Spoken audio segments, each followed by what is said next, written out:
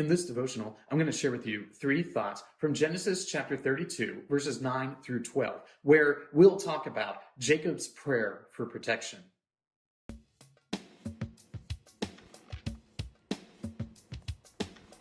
Genesis 32, verses 9 through 12 says, "And Jacob said, O God of my father Abraham and God of my father Isaac, O Lord, who said to me, Return to your country and to your kindred, that I may do you good.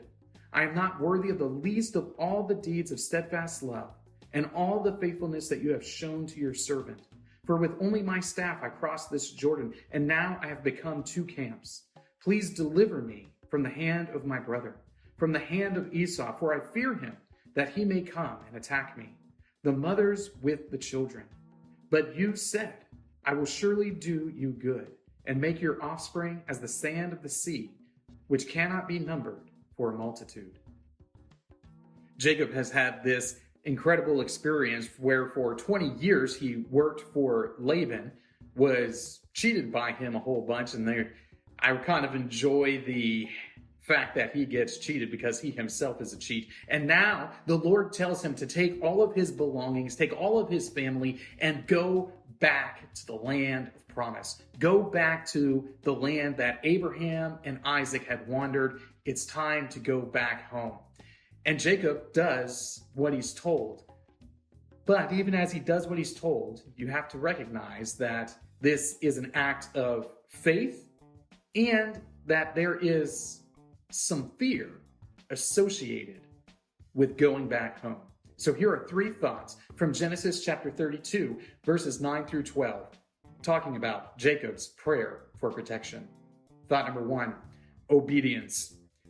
Jacob is obedient. He is listening to God. He is doing what God has told him to do. He is trusting that God is going to make a way for him. He's doing what the Lord has said.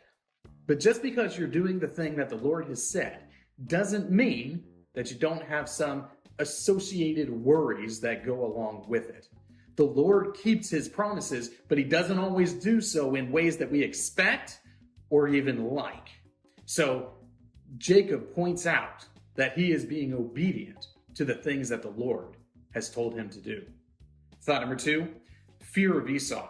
Jacob is right up front in explaining to the Lord that he is afraid what his brother is going to do. The last time he had encountered his brother was ready to kill him.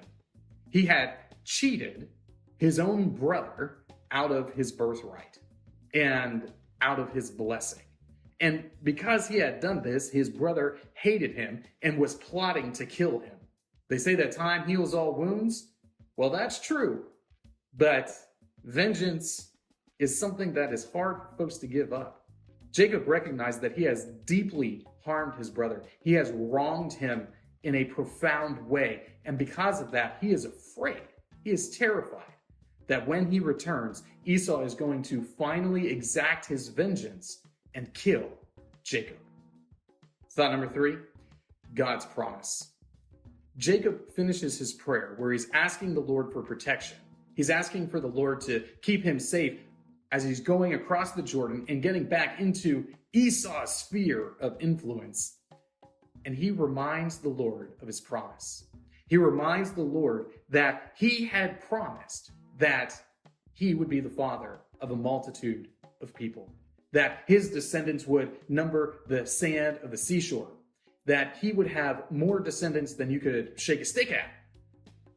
He's pointing back to God, that God had promised him something, that God had promised that he was ultimately going to bless Jacob. And God's promise of blessing didn't keep Jacob from suffering. It didn't keep him from having difficulties in life. But he is pointing out that God said that a multitude would come from him. And even though he has lots of kids at this point, it isn't quite a multitude just yet. They can still be numbered. They aren't like the dust of the ground. So Jacob, in his prayer for protection, as he is asking God to keep him safe, he is pointing out that the Lord has promises that have yet to be fulfilled. And he is trusting in God's faithfulness to fulfill all that he has promised to do. These three thoughts come from the assigned reading of Genesis chapters 32 through 35. If you'd like to read through the Bible with me, you can do so by subscribing to this channel, by clicking on the link in the description, or by joining the Facebook group Through the Bible, where we are reading the text of Scripture together.